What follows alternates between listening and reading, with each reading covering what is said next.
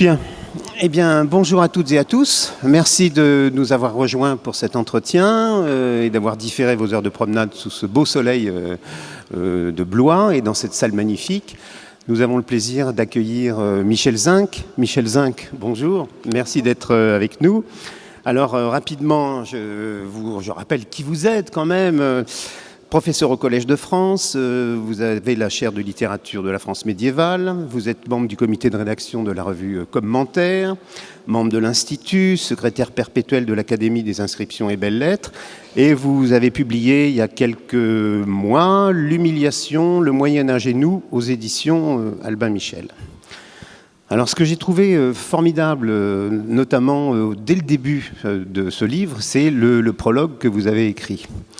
En général, quand un historien réfléchit à son texte, il réfléchit tout seul. Et là, vous faites partager vos réflexions au lecteur, c'est-à-dire que vous réfléchissez à la notion d'humiliation aujourd'hui. Humiliation dans le monde du travail, vous citez notamment Simone Veil, et c'est une façon aussi, d'un point de vue méthodologique, de faire coïncider ou de faire des allers-retours entre des problématiques contemporaines et des problématiques anciennes. C'est-à-dire qu'aujourd'hui, en se posant la question de l'humiliation dans le monde du travail ou ailleurs, ça vous amène à réfléchir, à revisiter la notion d'humiliation au Moyen-Âge, et inversement, la notion d'humiliation au Moyen-Âge peut-être a encore des résonances avec la période d'aujourd'hui. Oui. Vous avez tout à fait raison, et le mot d'aller-retour définit en effet très bien la façon dont je travaille, si on appelle ça du travail, et dont je pense si on appelle ça penser. Je confirme, oui. Oui, bon. Parce que si on s'occupe d'une époque du passé, la seule justification pour s'en occuper, c'est ce qu'elle peut nous apporter à nous.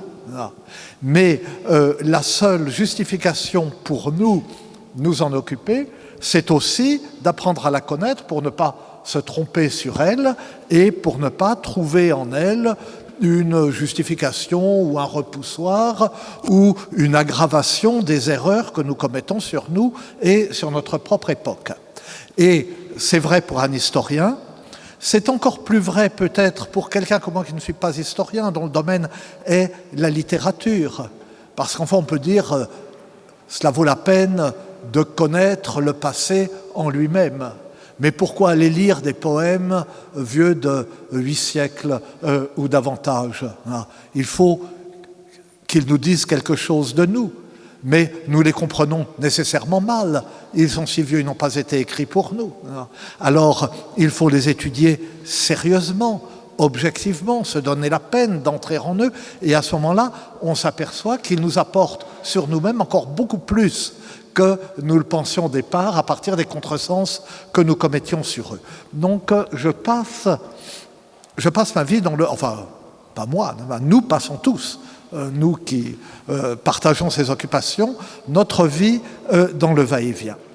Mais s'agissant de l'humiliation, il y avait en cause quelque chose de beaucoup plus important encore. D'une part, alors bon, je parle que de moi,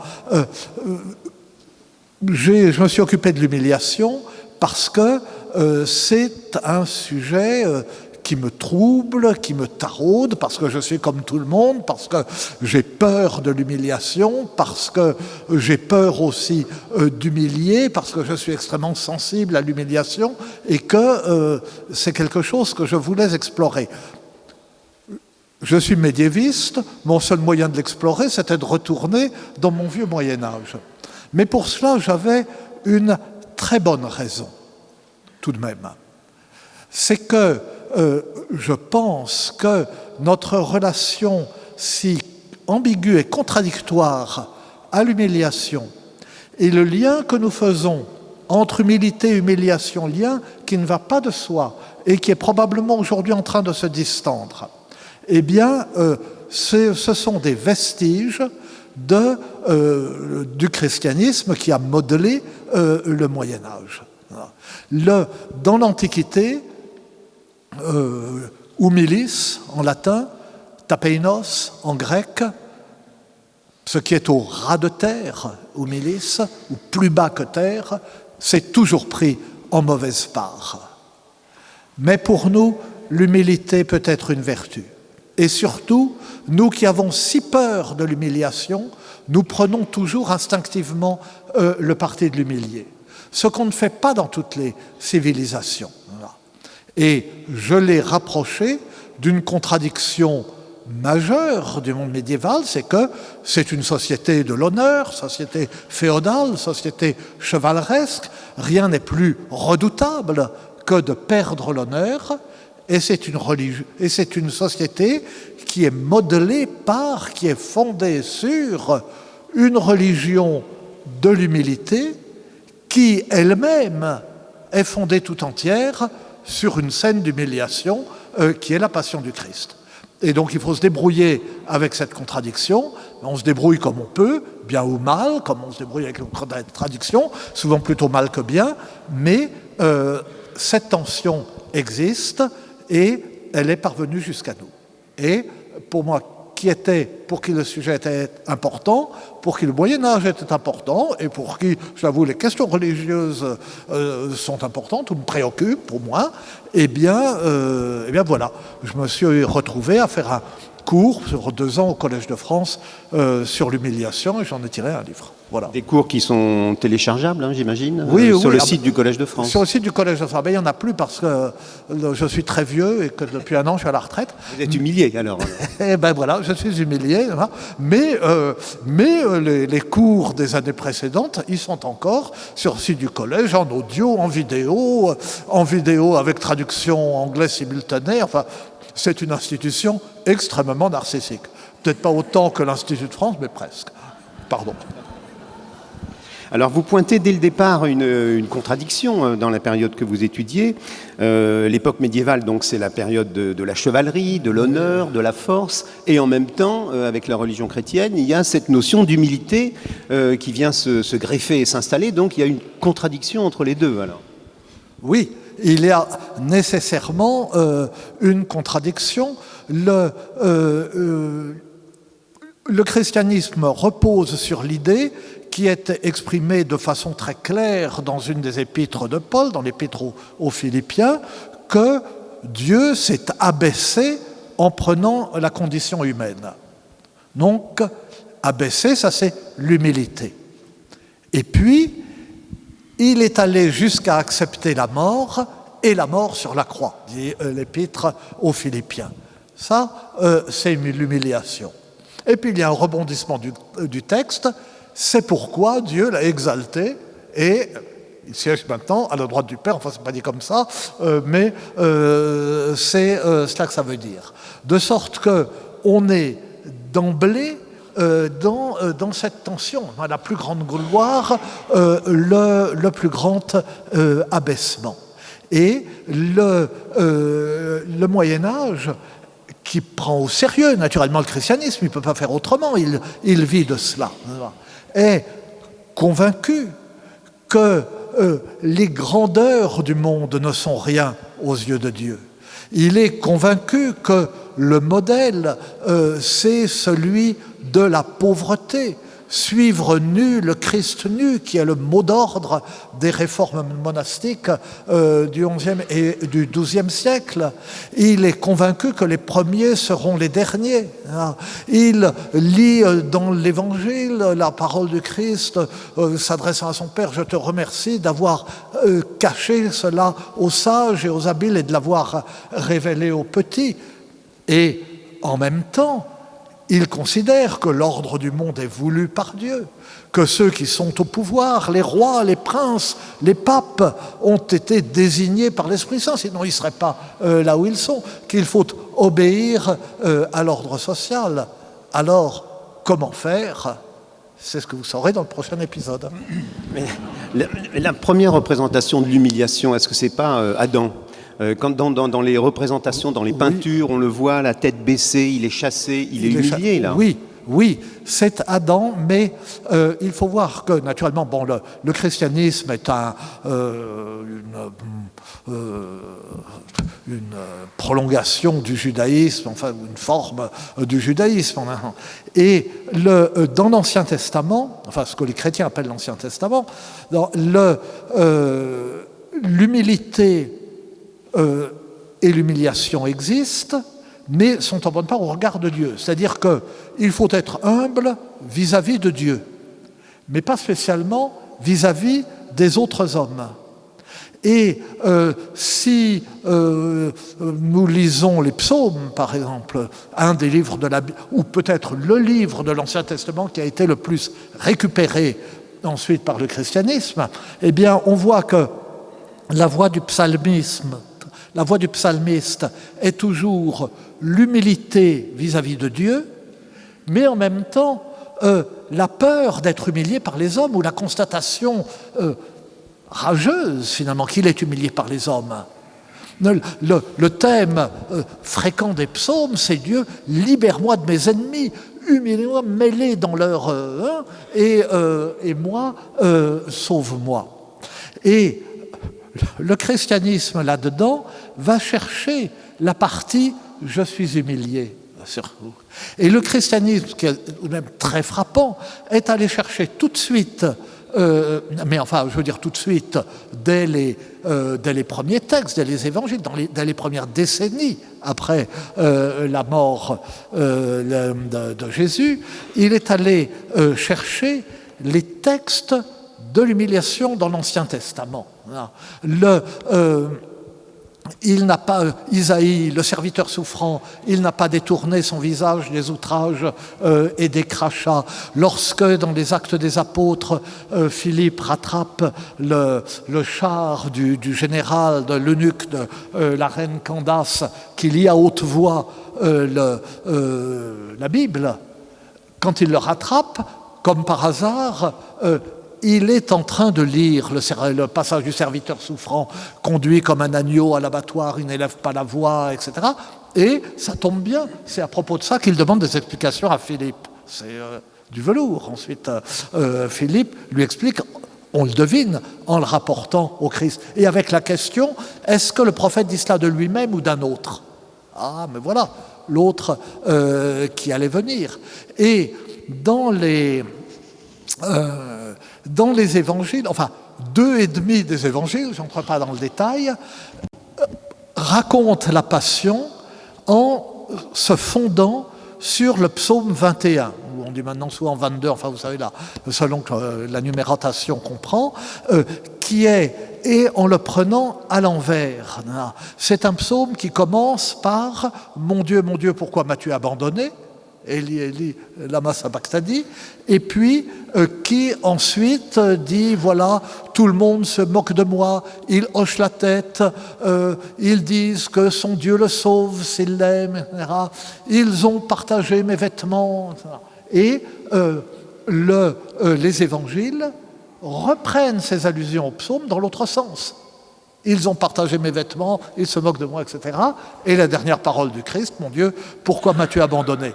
Mais quand on lit le psaume jusqu'au bout, il y a une seconde partie, une seconde moitié qui est un retournement, et où le psalmiste dit « Ah, mais tu es venu à mon secours, maintenant tout va bien, etc. » Et ça, ça a disparu. Donc voilà, enfin excusez-moi, je m'égare, je suis désolé, mais enfin, voilà quel était le fondement, voilà ce qu'au Moyen-Âge on avait sous les yeux, ce qu'on lisait, ce qu'on méditait et ce qu'on comprenait. On le comprenait très bien, d'ailleurs c'est difficile de ne pas le comprendre, c'est assez clair. Mais la scène de la crucifixion, c'est une humiliation aussi, parce que il est crucifié à côté des brigands, des voleurs, etc. Et là encore, cette notion va être retournée à son avantage, si je puis dire. Oui, exactement. Là, c'était le supplice le plus infamant. Or, si je puis dire, un supplice n'est rien s'il n'est pas infamant. C'est pourquoi l'humiliation est importante. Alors, c'est une peine dégradante, est une peine qui fait souffrir beaucoup plus qu'une peine dont la souffrance physique est la même, mais qui n'est pas dégradante. On ne souffre pas de la même façon chez le dentiste ou quand on est torturé, même si le dentiste vous fait mal. La croix était non seulement un supplice atrocement douloureux, mais un supplice dégradant. Les évangiles ne décrivent pas seulement la croix, mais l'ensemble de cette dégradation. Le soufflet, on le gifle parce qu'il a mal répondu au grand prêtre, la couronne d'épines, les hommages ironiques de la garde, le portement de la croix, les injures des larrons ou d'un des larrons selon les versions, les injures des passants, etc. On ne nous épargne rien, alors que curieusement, ils sont si discrets, si rapides sur la résurrection et les apparitions ultérieures. Le récit de la Passion est très très long. Bon. Le Moyen-Âge, encore une fois, le sait bien. Et il y a toute la semaine sainte dans la liturgie pour le rappeler. N'empêche que cette croix devient très vite le signe du christianisme et de sa victoire. Et on le voit de toutes les façons. Dans le récit de la victoire de Constantin au pont, j'ai un trou, enfin bon, et le in hoc signo vinces, eh bien, ce signe dans les premiers témoignages n'est pas nécessairement la croix. C'est la révélation de la vérité christique. Mais très vite, c'est la croix. Dans les représentations où l'on montre, médiévales, où l'on montre le Christ descendant aux enfers, en tirer ceux qui attendaient sa venue, on le voit, nous avons tout ça tenant une sorte de la hampe, n'est-ce pas, une croix qui est presque une lance, une croix au bout d'une longue hampe avec une oriflamme. Donc, et très tôt, on a une exaltation de la croix, c'est une fait l'exaltation de la Sainte Croix, et la croix devient un signe de gloire. J'en donne un exemple qui est particulièrement frappant, c'est une série de poèmes d'un poète, d'un évêque carolingien, Raban mort, et qui s'appelle justement « La gloire de la croix » ou « À la louange de la croix », et ce sont des calligrammes. Ce sont des poèmes qui sont écrits, enfin se lisent dans tous les sens un peu comme un mot croisé, et formant des dessins ou avec des dessins inscrits dessus. Et ces dessins montrent toujours la croix, et ces poèmes, sauf deux vers que je cite, sont une exaltation selon la croix, une louange de la croix, c'est la gloire de la croix. Et donc, on se sauve comme ça. On a tellement peur de l'humiliation que on arrive à s'en sortir comme cela. Et d'ailleurs, dans l'histoire de l'art, vous voyez qu'il y a deux écoles. Il y a une école qui représente un Christ, enfin deux écoles, c'est de tendance, un Christ humilié, souffrant, torturé, tendance qui culmine dans la Rénan de la fin du Moyen-Âge. Grunewald aussi. Comment Grunewald aussi. Oui, voilà. Et il y a une tendance montrant le Christ roi en croix. Il y a des crucifixions qui montrent un Christ couronné, non pas d'épines, mais de sa couronne de gloire. Mais ce qui me frappe le plus dans les représentations orientales vont plutôt dans ce sens.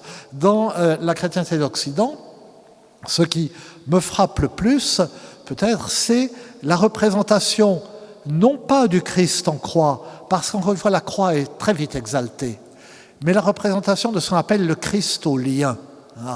Ce Christ assis, misérable, presque nu, la couronne d'épines sur la tête et avec les mains liées. On en a un certain nombre de représentations, des sculptures souvent, à la fin du Moyen-Âge. Et je me rappelle, quand j'étais tout jeune, allant voir tout près d'Avallon, en Bourgogne, un petit prieuré complètement abandonné, et il y avait comme ça un Christ au lien vraiment saisissant. Et la dame qui avait la clé, qui me faisait visiter, me disait « Oh, ce Dieu aux menottes, il me fait peur. Et cette expression, ce Dieu aux menottes, était admirable, puisque effectivement, c'est la représentation de Dieu, ça veut être la représentation de Dieu, et il n'y a rien de plus humiliant que les menottes. Elles font partie, on menotte les prisonniers, même indépendamment du risque qu'ils ont de se sauver. Ça fait partie du rituel judiciaire de l'humiliation, les menottes, ce Dieu aux menottes. Pardon. Alors, en lisant votre livre, j'ai pensé à Jérôme Bosch aussi, parce qu'il y a énormément de personnages un peu grotesques dans des postures invraisemblables, donc des scènes d'humiliation. Et dans la société civile, si je puis dire, vous citez aussi beaucoup d'exemples. Alors, les couples adultères qui sont promenés nus. Non seulement nus, mais attachés, le monsieur par là où il a péché. En principe, la dame aussi, par contre, ça se fait. Il y a des représentations complaisantes dans les manuscrits des coutumes d'Agen, de Toulouse, etc. Enfin, pardon d'assister là-dessus. On fait chevaucher des gens sur des ânes, à l'envers. Vous citez par exemple le fait que être décapité à l'épée, bon, là encore ça va, mais à la hache, c'est humiliant aussi. Oui. Alors, est-ce qu'il y a des typologies de scènes d'humiliation dans cette période-là? Oui. Enfin, la période d'ailleurs, le Moyen-Âge... c'est grand, oui. C'est grand. Hein. C'est un millénaire. Oui. Mais, alors, oui, il y a une typologie, mais non pas une typologie... aussi, le type de l'humiliation, c'est le pilori. Parce que c'est l'exhibition. Donc ça marche à tout coup, si je puis dire. Sinon, il est difficile d'avoir une typologie absolument stable, parce que l'humiliation est dans l'idée qu'on s'en fait. Il y a des choses qui peuvent être perçues comme humiliantes par une personne, pas par une autre. Dans une situation... pas dans une autre, dans une civilisation et non pas dans une autre. Et donc, il est très difficile de dire que quelque chose est objectivement humiliant. Lorsque Lancelot monte dans la charrette dans le Chevalier au Lion de Chrétien III, eh bien, Chrétien III doit expliquer pendant 20 vers pourquoi c'est humiliant. En soi, c'est pas forcément humiliant de monter dans une charrette. Dans cette situation, ça l'est. Donc, tout ce qui est exhibition offerte à la moquerie, c'est nécessairement humiliant. Mais dans les rituels de mise à mort, ça variait selon les pays et les pays proches. D'ailleurs, c'est pour moi qu'il est inventé, comme disait mon maître Félix Lecroix, ce que je vous dis, j'ai lu dans un livre. Et le monsieur, il l'avait lu dans un livre. Enfin bon. Donc, en France, on décapitait, alors c'était mieux donc d'être décapité à l'épée qu'à la hache, mais surtout en France. En France, être décapité était honorable, être pendu était infamant. En Angleterre, être pendu n'était pas forcément infamant, mais selon la façon dont on était pendu, c'était infamant ou ça ne l'était pas.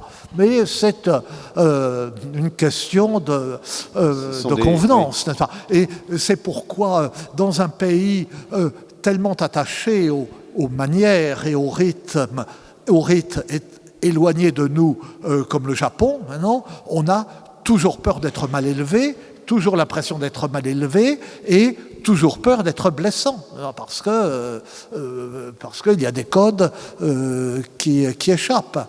Et c'est pourquoi aussi, là, enfin, je parle trop de moi, mais je me dis, bon, tu as voulu monter, enfin, dans l'ordre modeste de l'université, mais bon, j'ai fait une carrière. Alors, tu es très content, tu as une carrière, bon, au Collège de France, secrétaire perpétuel, la Légion d'honneur, tout ça. Bon. Alors, tout ça, ça évite l'humiliation. Alors voilà, comme ça, comme un pauvre imbécile. Hein. Et en même temps, on s'aperçoit que plus on monte, plus on est exposé à l'humiliation. D'abord parce qu'on peut avoir des gens en face de vous qui brusquement se mettent à ricaner ou vous envoyer des tomates. Parce que des façons de s'adresser à vous, parfaitement admissibles dans une certaine station dans la vie, deviennent humiliantes. à partir quand on est dans une certaine position. Voilà. Et du coup, on est fragilisé, et c'est bien fait. Alors justement, il y a une notion que vous mettez en évidence aussi, c'est la culpabilité. Alors ça vient encore brouiller les cartes, ça, la notion de culpabilité. Oui, oui, parce que la culpabilité, le sentiment que l'on a de sa culpabilité fait justement qu'on peut se dire c'est bien fait. Voilà. Comme dit le bon larron dans un des évangiles, nous au moins on l'a mérité. Voilà. Mais et en même temps, la culpabilité entraîne l'humilité. Donc le sentiment qu'on a de sa culpabilité est considéré comme une vertu. Voilà. Mais le sentiment qu'on a de sa culpabilité ne prépare pas nécessairement à l'humiliation, et surtout, le sentiment que l'on a de la culpabilité des autres ne justifie pas l'humiliation. Voilà. Et pour moi, comme ça, qu'on mette quelqu'un en prison, à la rigueur qu'on lui coupe la tête, on dit on est désolé monsieur, on est obligé de vous couper la tête, peut-être. Voilà. Mais dire à quelqu'un un petit mot qui le réduit à rien, qui l'abaisse et qui vous laisse vous-même totalement indemne, parce qu'on peut même nier avoir voulu être humiliant, etc. Ça, c'est tout à fait impardonnable. Tuer quelqu'un, on est vif, il vous a énervé, ça peut arriver. Mais profiter d'une supériorité que l'on a l'impression d'avoir, ou qu'il a l'impression qu'on a pour l'humilier, ça, c'est impardonnable. À mon avis, enfin ce que j'en dis. Hein. Mais est-ce qu'un paysan, par exemple, un serf, se sentait humilié vis-à-vis d'un chevalier ? Parce que sa condition était de toute façon inférieure, donc à la limite, c'était normal. Oui, c'est ça. C'est que le sentiment de l'humiliation varie là aussi selon l'acceptation d'une situation sociale donnée. Le serf n'était pas en soi humilié d'être dans une situation sociale inférieure à celle du chevalier. Mais dans d'autres états de la société, quelqu'un qui peut se trouver dans une situation plus favorable que n'était le serf peut se trouver humilié par quelque chose de tout à fait minuscule. Et d'ailleurs, on le voit bien aujourd'hui, où il y a une sorte de sentiment rétrospectif de l'humiliation, de souffrir rétrospectivement de l'humiliation en pensant à la colonisation, à l'esclavage, etc. Et ceux dont les ancêtres ont souffert de cela se sentent eux-mêmes humiliés. Mais nécessairement, ils se sentent humiliés, ou probablement, ils se sentent humiliés de façon différente de la façon dont leurs ancêtres se sont sentis humiliés. Pas exactement de la même façon, pas exactement dans les mêmes circonstances. Il est très difficile de mesurer ce genre de choses, et c'est pourquoi, d'ailleurs, ça me justifiait de passer par des textes littéraires et par des récits de l'humiliation ou par des témoignages poétiques sur l'humiliation, parce que tout est dans l'expression. Alors on va y venir sur les textes, mais vous citez un texte de Bernard de Clairvaux, donc le cistercien Saint Bernard.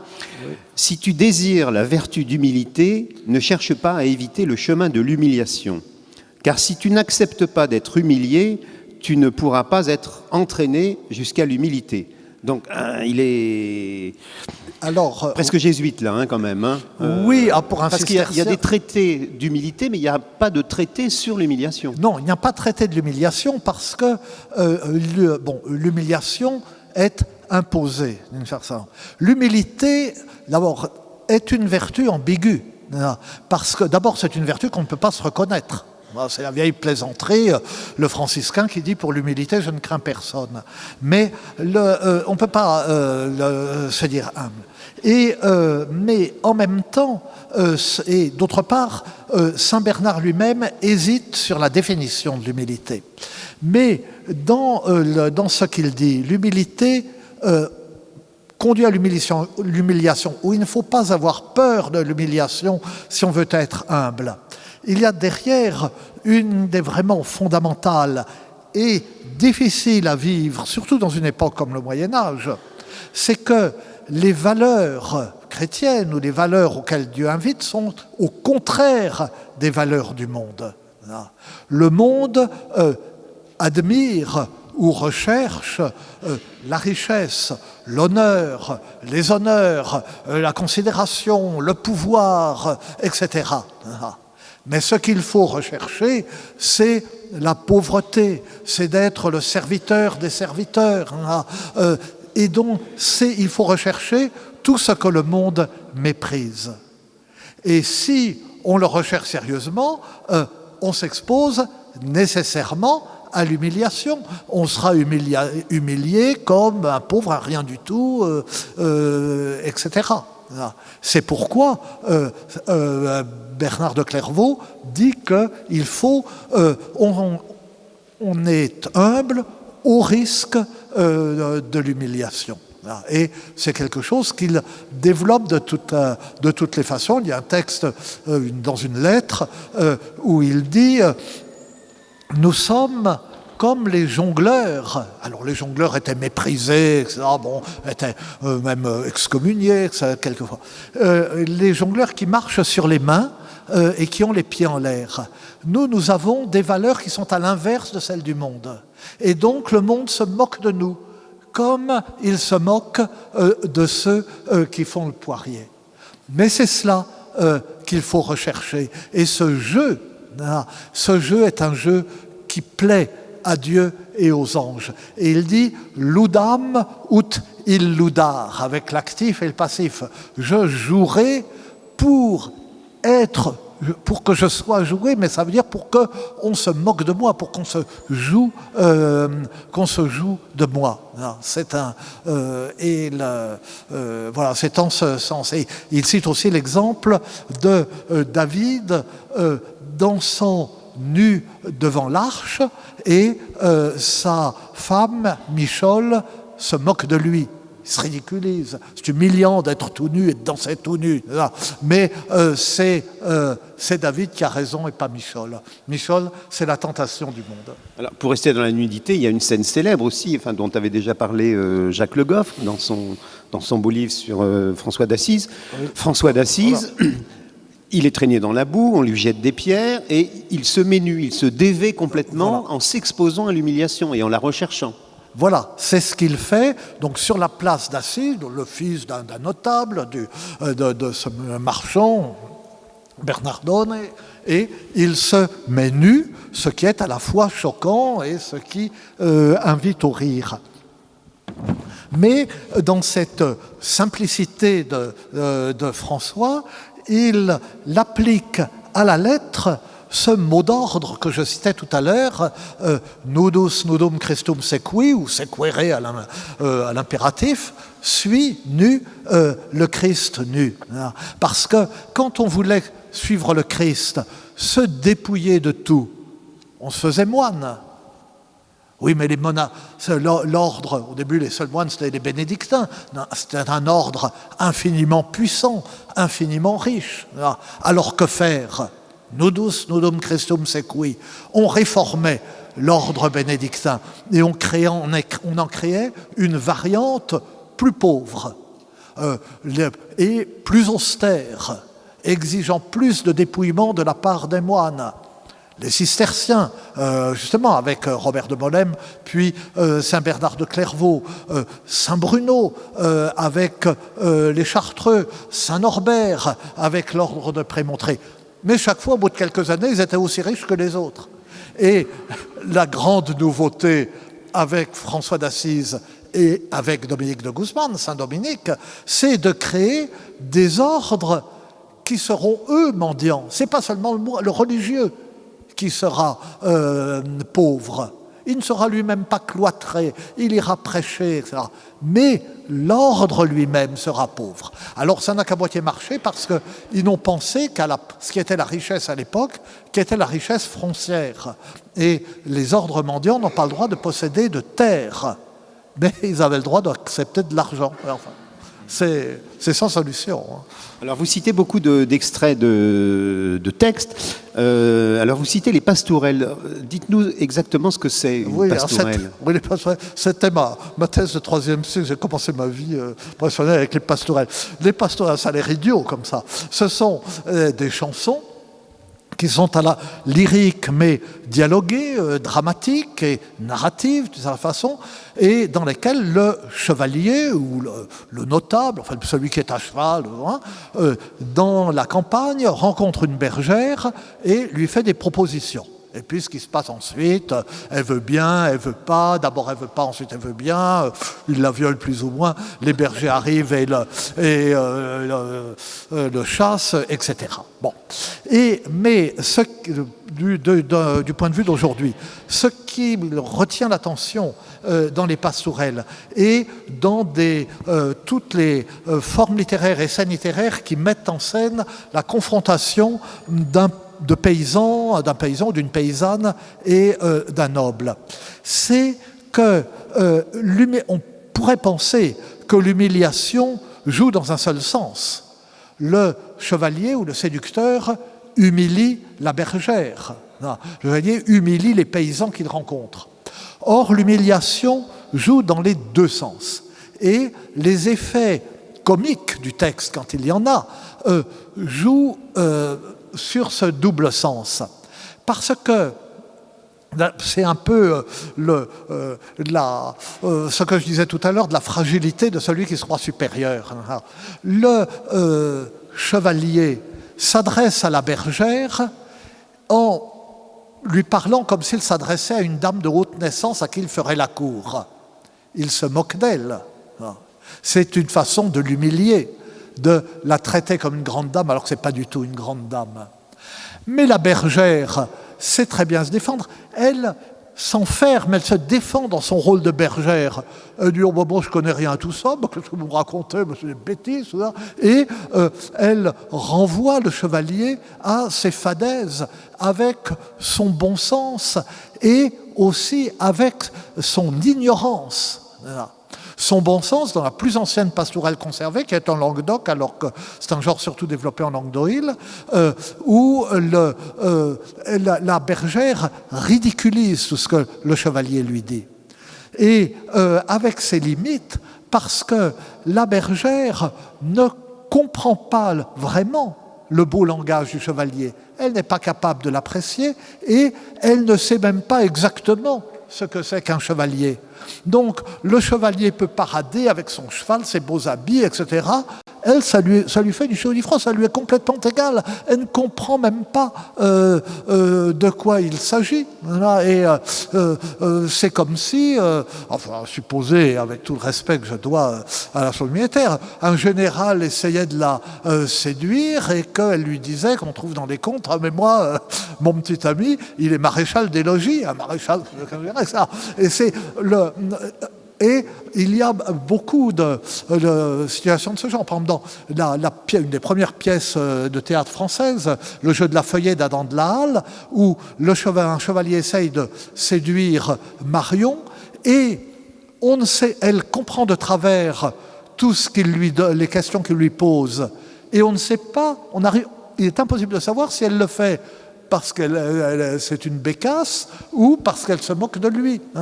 Et il lui dit « Est-ce que tu as vu... » donc il chasse, et c'est le moyen d'engager la conversation. « Est-ce que, belle bergère, est-ce que tu as vu une âne ?»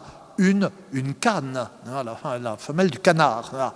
Mais ça se dit âne, A-N-E.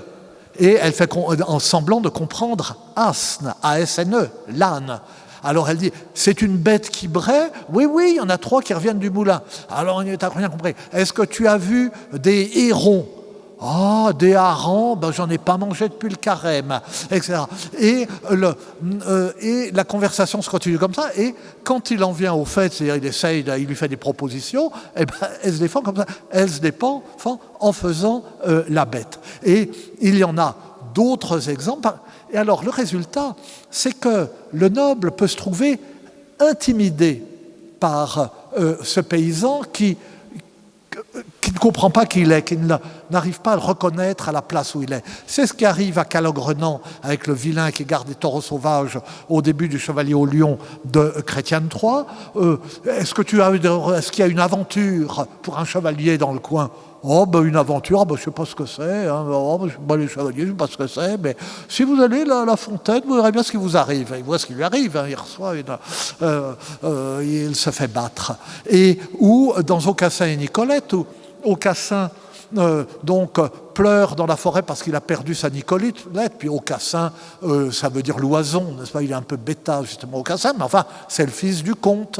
Et il rencontre un bouvier et il n'ose pas lui dire pourquoi il pleure. Il dit qu'il pleure parce qu'il a perdu un lévrier blanc. Et le bouvier l'injurie. Il dit « Je sais bien que vous êtes le fils du comte, pleurez. Votre père peut vous offrir autant de chiens que vous voulez, n'est-ce pas, et vous êtes là à pleurer. Mais moi, j'ai perdu Roger, le meilleur bœuf de ma charrue, et si je ne le retrouve pas, il faudra que je le rembourse, et je n'ai pas de quoi le rembourser. Et ma pauvre mère, alors, qui est couchée sur la paille, alors il se lamente, comme les pauvres gens se lamentent pour apitoyer. Et alors vous pleurez pour un chien de merde, dit-il, un chien de Longagne. Et alors, Aucassin dit « Oh, merci, beau frère, tu es de bons conseils, etc. » Et puis, il lui paye son bœuf au prix fort. Et c'est une situation qu'en fait tout le monde connaît, d'être intimidé par quelqu'un, enfin personne n'est inférieur à personne, mais enfin dont on a l'impression qu'il ne voit pas très bien, et alors on en fait des tonnes pour se faire pardonner d'être ce qu'on est. Enfin, je le dis comme ça, c'est pas correct de le dire, mais rentrez en vous-même, nous connaissons tous ce genre de situation. Alors, vous citez un texte célèbre aussi, qui a été d'ailleurs encore popularisé avec Léo Ferré, et même j'ai vu John Baez aussi avait chanté cette... Oui, absolument. Donc, c'est Rudebeuf, que sont devenus mes amis, qui étaient si proches, etc. Donc, vous connaissez. Mais alors, vous citez un autre passage. J'ai pris une femme que nul sauf moi n'aime, dont nul ne fait cas. Elle était pauvre et dans la gêne quand je l'ai prise. Ah, quel beau mariage. Maintenant, me voilà pauvre et dans la gêne, autant qu'elle. Elle n'est même pas jeune, ni belle, elle a 50 ans dans sa corbeille, elle est maigre et sèche, je n'ai pas peur qu'elle me trompe. Là. Oui, alors... Là, il ne fait pas dans la nuance, là. Non, il ne fait pas dans la nuance. Alors, c'est désagréable pour la pauvre femme, naturellement, mais ça l'est encore plus pour lui, parce que c'est un ensemble de poèmes où, d'ailleurs, la chanson de Léo Ferré, admirablement faite, c'est un montage de plusieurs citations, de plusieurs poèmes de Rudebeuf, et dans lesquels, donc, il explique qu'il a épousé cette femme, il a été idiot, puis alors après, il a eu tous les malheurs, alors figurez-vous qu'elle a accouché. Alors il faut mettre l'enfant en nourrice, il n'a pas de quoi payer la nourrice, alors sinon l'enfant va revenir brailler à la maison, puis pendant ce temps, il a été malade, alors il n'a pas pu gagner d'argent, il a perdu son œil droit, son meilleur œil, puis son cheval s'est cassé la jambe, oh, qu'est-ce qu'il donnera, bon comte de Poitiers, donnez-moi de l'argent, etc. Et donc, il se met en scène avec ses malheurs, dans une situation humiliante, et d'autant plus humiliante qu'il décrit aussi ses vices, il ne peut pas s'empêcher de jouer, il ne peut pas s'empêcher de boire, etc. C'est bien de sa faute s'il est dans cet état. Et pour attirer la pitié et donc l'argent d'éventuels mécènes, mais aussi sa poésie est faite comme cela, et c'est une poésie d'exhibition de sa misère et de ses vices, et c'est vraiment une poésie du poète qui se montre humilié. Et on a dit Rudebeuf, l'ancêtre des poètes maudits, ce n'est pas faux. Alors il y en a un autre aussi, donc c'est Eustache Deschamps, qui dans le même registre alors va encore plus loin. Si quelqu'un doit bien être sacré le roi des laits, pour sa grande laideur à nul autre pareil, c'est moi qui le serai de droit et de raison. Car j'ai le groin d'un sanglier et la face d'un singe. Mes dents sont longues et mon nez camus, mes cheveux noirs, mes joues barbues et mes yeux regardent de travers. J'ai le front et le corps velus, je suis le roi des laits, régnant sur tous les autres. Ma figure est étrange depuis longtemps déjà. On peut me peindre comme un mort, M-A-U-R-E. Je suis couvert de taches, tout difforme, petit et rond et gros, bras trop courts. On doit bien me couronner roi. Je suis tout courbé et bossu, grêle du bas, gras du haut.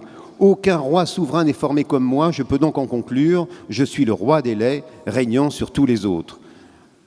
Il va encore plus loin, lui. Hein. Il va encore plus loin, puis alors il y a des poèmes, ensuite quand il est vieux, où il regrette. Nous sommes à Blois. Je peux dire qu'il regrette son vite d'Orléans, dit-il. Mais non pas que les Orléanais, mais il avait fait ses études à Orléans, donc il regrette le temps de sa jeunesse, où il était bien. Mais lui a vécu dans une situation humiliante. Il était une sorte de parasite, c'était un familier de très grands personnages, du frère du roi, d'Enguerrand de Coucy, etc. Mais il vivait à leur crochet, n'est-ce pas ? C'était un amuseur. Il fallait toujours qu'il soit drôle. Donc il était dans une situation à la fois de famille, il était de toutes les parties fines, et en même temps, on pouvait le traiter n'importe comment, le mettre à la porte s'il déplaisait. En soi, son statut social était en lui-même humiliant, et sa poésie, qui est entièrement immense, il y en a 11 volumes dans l'édition du Marquis de Côte-Saint-Hilaire, sa poésie est une poésie de circonstance et chaque fois le montrant avec une amertume de plus en plus grande à mesure que la vie passe et qu'à l'âge qu'il atteint, c'est difficile de conserver ce statut et il se montre dans cette situation humiliante. Alors ce que je trouve vraiment formidable dans ce livre, et encore une fois, c'est un livre qui donne envie de lire ou de relire les textes du Moyen-Âge. Et on les relit d'autant plus volontiers que, par exemple, la chanson de Roland, vous montrez comment, on se souvient tous de Roland, mais vous montrez que le traître Ganelon, au préalable, avait été humilié. Et de la même façon, Lancelot, qui s'humilie volontairement en montant dans une charrette pour délivrer Guenièvre, mais Guenièvre, après, elle essaye de lui imposer des règles d'humiliation. Elle lui dit, si tu m'aimes, au tournoi, tu vas te faire battre. Et puis, si tu m'aimes, au prochain tournoi, tu vas devoir être vainqueur. Donc, ce sont des textes qu'on croit connaître, mais en réalité, vous allez débusquer l'humiliation là où on ne pensait pas la trouver. Elle est facile à débusquer, et d'ailleurs, dans ce cas-là. Mais pour le tournoi où elle lui dit de faire mal, en fait, c'est pour le reconnaître, parce que Lancelot est incognito au tournoi, le visage masqué par son aume, sans son blason, et il se bat tellement bien que Guenièvre pense que c'est lui. Comment en être sûr ? Elle envoie sa suivante se faufiler et dire à ce chevalier « Oh nodes, faites du pire que vous pouvez ». Et à ce moment-là, il devient lâche, il reçoit des coups, il est absolument lamentable. C'est un peu risqué quand même. Et c'est risqué, oui. Et alors elle envoie la servante, lui dire au mieux. Et à ce moment-là, alors elle est sûre que c'est Lancelot. Seul Lancelot, qui était monté pour elle dans la charrette et qui avait enduré les outrages à cause d'elle, était capable de renoncer à la gloire du tournoi par amour pour elle. Et Ganelon, alors ? Alors Ganelon, c'est...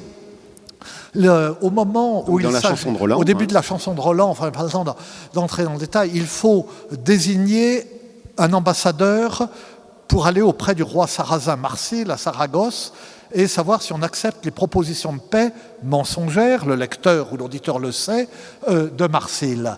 Ganelon dit qu'il faut les accepter, Roland dit qu'il faut les refuser. Charlemagne implicitement les accepte, veut envoyer un ambassadeur. Ganelon a gagné. Il demande qui envoyer comme ambassadeur. Plusieurs se proposent. Roland lui-même, Olivier, les pairs, l'archevêque Turpin, le duc Mnème, le vieux conseiller de Charlemagne. Et il les récuse tous. Ils sont trop proches de lui. Il a trop besoin d'eux. Donc il reconnaît que c'est dangereux, l'ambassade. Et alors il reprend... Franc chevalier dit l'empereur Charles, désignez-moi un baron de ma marche pour qu'à Marsile puisse faire mon message. Et Roland dit, ce sera Ganelon, mon parâtre. Ce sera Ganelon, mon beau-père, puisque la sœur de Charlemagne, mère de Roland, d'ailleurs Roland est peut-être le fruit de l'inceste, c'est autre chose, est maintenant mariée à Ganelon. Et Ganelon est naturellement humilié. Il est humilié parce que Roland le désigne alors que Charlemagne a dit qu'il ne voulait pas des gens qu'il aimait trop. Ça veut dire qu'il aime moins son beau-frère que les autres. Il dit ce sera Ganelon mon parâtre, donc mon beau-père, son aîné, qui a une autorité sur lui. Alors que lui est à l'abri, Charlemagne dit non, je ne veux surtout pas vous envoyer. Et en même temps, comme il est flatteur d'être chargé de cette mission tellement importante, Ganelon ne peut pas se défendre. Il ne peut pas dire explicitement. C'est humiliant d'être désigné comme ambassadeur par l'empereur, c'est impossible. Et donc il se fâche. Il dit, fou, on le sait bien que je suis ton parâtre, etc. Et quand Roland l'entend, il se met à rire. Fin de la laisse. Et à ce moment-là, Ganelon se lève, il rejette ses grandes peaux de martre, il reste debout dans son bliot de soie. Il est si beau que tous les pères le regardent, dit-on. Et donc, il y a une grandeur de Ganelon, et Ganelon est tellement humilié qu'il se débrouille pour que Roland se fasse tuer par Marsile. Mais enfin, si on lit la chanson, on voit que la seule trahison de Ganelon, c'est de dire à Marsile attaquez l'arrière-garde et de se débrouiller pour que Ganelon commande l'arrière-garde. Et il parie sur le caractère de que Roland commande l'arrière-garde. Il parie sur le caractère de Roland, qui est tellement orgueilleux que, voyant que l'arrière-garde est attaquée, n'appellera pas au secours. À temps, donc ils seront tous tués. Et c'est ce qui se passe. Mais c'est un pari psychologique sur ce caractère orgueilleux, cassant, arrogant, on l'a vu. Péché d'orgueil. Un péché d'orgueil de Roland, ça ne fait pas de doute. Et Ganelon, ensuite, naturellement, est accablé, mais Charlemagne n'arrive pas à le faire condamner. Ganelon dit c'est une vendetta personnelle. J'en voulais à Roland et au père, c'est tout. Et le tribunal l'absout, on doit recourir au duel judiciaire. Enfin, pardon, pas pour raconter. Non. Alors, quel texte conseilleriez-vous pour se replonger dans le Moyen-Âge? Alors, indépendamment de tous ceux qu'on a évoqués. Oui. Non, je dirais les romans de Chrétien III. Chrétien III, ça a l'air banal de dire ça, mais c'est vraiment c'est pas un bon poète ou un bon romancier pour le XIIe siècle. C'est un des plus grands écrivains français. Et ce n'est pas pour recommander ma collection ou une autre, il y en a d'autres comme ça. Lisez-le dans une édition bilingue, parce qu'en ancien français seul, c'est difficile tout de même, mais en traduction, ça perd énormément parce qu'il y a une fluidité des octosyllabes, pas une cheville, il rime avec une facilité, avec une légèreté, avec une malice merveilleuse.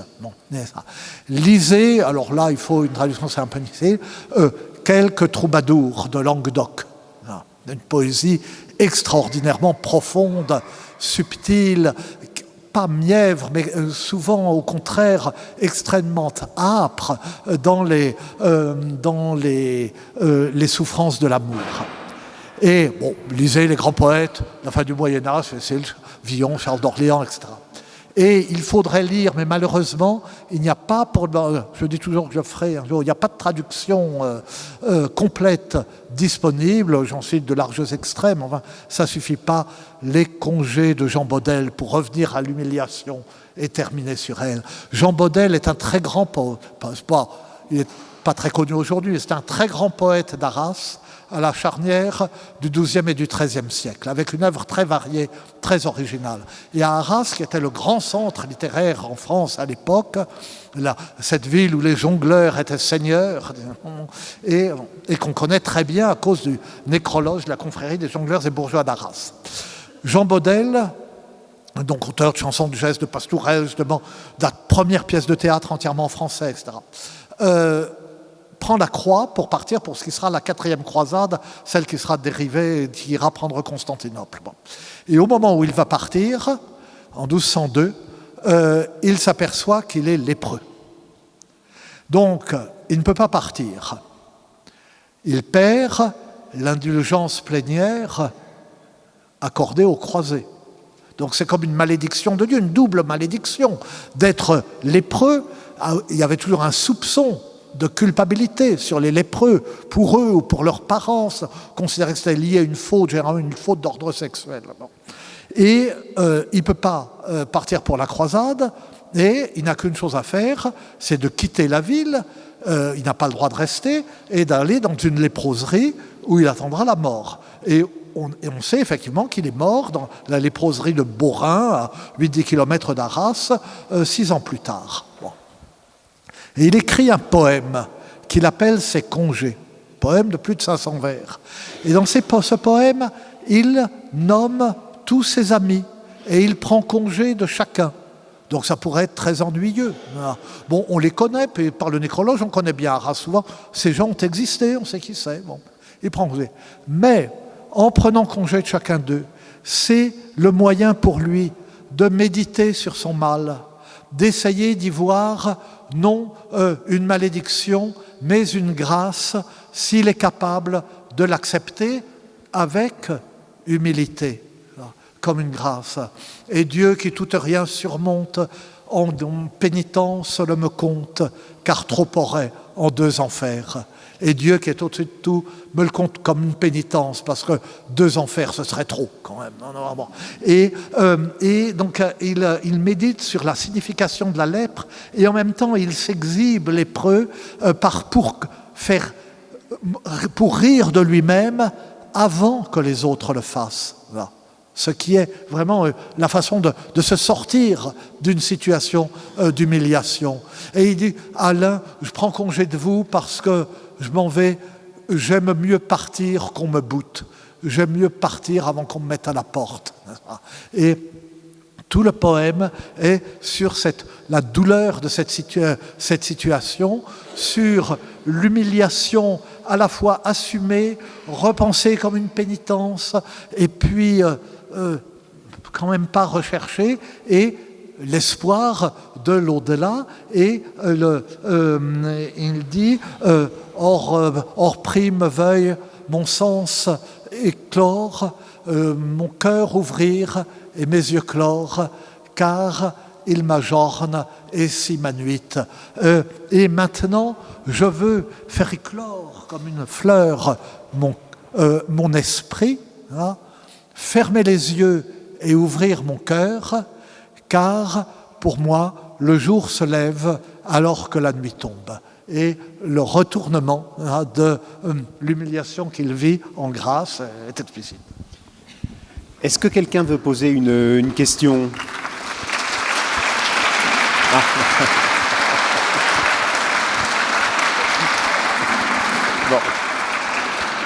Bon, je prends ça comme une réponse alors, en quelque sorte. Oui, mademoiselle, madame ? Mais venez alors. Oui. Peut-être, parce que vous n'avez pas de micro. On parlait très fort, je suis sourd comme un pot, vraiment. Attendez, pardon, merci. Bonjour. Vous nous avez parlé de beaucoup de récits d'humiliation, et notamment d'humiliation d'hommes qui s'en trouvaient grandis et qui obtenaient une certaine forme de rédemption. On retrouve bien le côté chrétien derrière tout ça.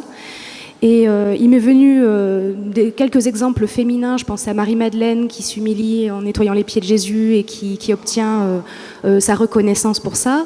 Je pense à Philippa de Hainaut qui s'humilie pour obtenir la grâce des bourgeois de Calais, mais je ne trouve pas d'exemple, peut-être par manque de culture, je ne sais pas, d'exemple de femmes qui auraient obtenu une rédemption par leur auto-humiliation ou humiliation imposée par quelqu'un d'autre. Est-ce que vous, avec votre infinie culture, vous avez des exemples au Moyen-Âge ? Oui, du côté d'une femme qui... c'est-à-dire, en fait, les femmes qui trouvent une rédemption dans l'humiliation ne sont pas vraiment humiliées parce qu'elles le font volontairement. Style Marie-Madeleine, style Sainte Marie l'Égyptienne, enfin ce genre de choses. Et effectivement, enfin peut-être qu'à peine sorti d'ici, je me dirais bon sang, bien sûr. Mais là, je ne vois pas, vous avez raison, de femmes qui, après avoir subi une humiliation imposée, en tirerait rédemption. Ça doit bien exister pourtant dans la vie des pères, mais... si, enfin... Si, justement, voilà, il y a à la fois, ou des contes pieux ou des miracles de la Vierge. Par exemple, une femme qui commet un inceste et qui le dissimule, qui est considérée comme extrêmement pieuse, etc., et qui, mais alors, elle y est un peu acculée, n'est-ce pas ? Au moment d'être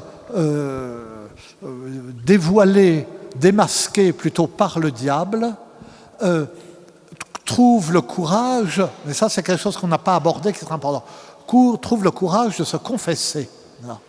Et donc, cette humiliation de la confession devant laquelle elle avait reculé, elle l'accepte. Et ça, on en trouve d'autres exemples, et il y a beaucoup de textes de prédicateurs, etc., sur le fait qu'il ne faut pas redouter que la confession est humiliante, mais qu'il ne faut pas redouter cette humiliation. Il y en a une autre, alors là c'est une histoire très compliquée, elle a tué un tas de monde, enfin je me rappelle même plus tellement c'est compliqué, tellement elle a tué de gens, enfin par une sorte d'enchaînement. Au début elle n'est pas coupable, au contraire elle est victime d'un séducteur, et ça l'entraîne ensuite dans le crime, et là aussi, à la fin, elle s'offre à l'humiliation et au châtiment, et du coup elle est sauvée. Dans cette direction on en trouverait.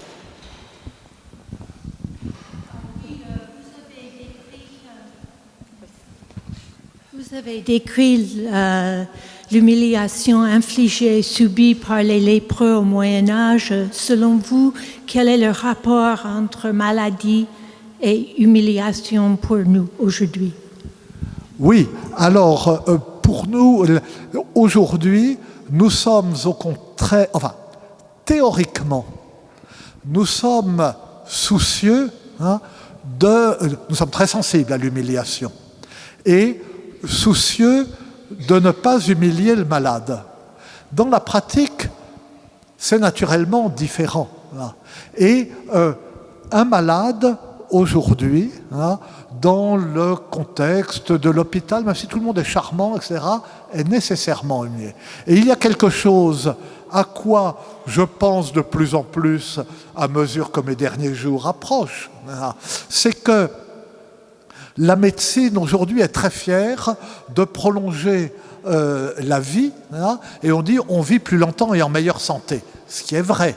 Statistiquement, c'est vrai. N'empêche qu'il suffit de regarder notre propre vie, de regarder autour de nous, on a partout autour de nous des personnes âgées, dépendantes, comme on dit, diminuées intellectuellement, qui sentent venir la diminution intellectuelle, et qu'on est très fier de garder en vie jusqu'à un âge extrêmement avancé. Eh bien, il me semble qu'il peut y avoir là une cruauté que nous ne mesurons pas, mais qui nous sera un jour reprochée. Parce qu'il est frappant que chaque époque est très très sensible aux humiliations infligées par les époques ou à la cruauté des époques précédentes, et totalement aveugle à la sienne propre. Eh bien, je me demande si la nôtre, ou une partie de la nôtre, n'est pas à chercher de ce côté. Et vous voyez, j'ai une petite fille qui est en 4e année de médecine. Elle a fait par pur dévouement, elle n'était pas obligée, un stage d'aide-soignante dans un service de gériatrie. Et elle me disait, oh oui, oh, ils sont si gentils, oh monsieur un tel, il est si gentil, puis il est mignon, il est content quand il y a de la crème au chocolat. Mais je lui ai dit, tu sais, moi, j'ai pas du tout envie qu'un jour on dise de moi, oh il est mignon, il est content quand il y a de la crème au chocolat. Voilà. Bien, il va falloir qu'on laisse la salle. Je vous rappelle que vous pouvez trouver le livre à la librairie. Merci beaucoup.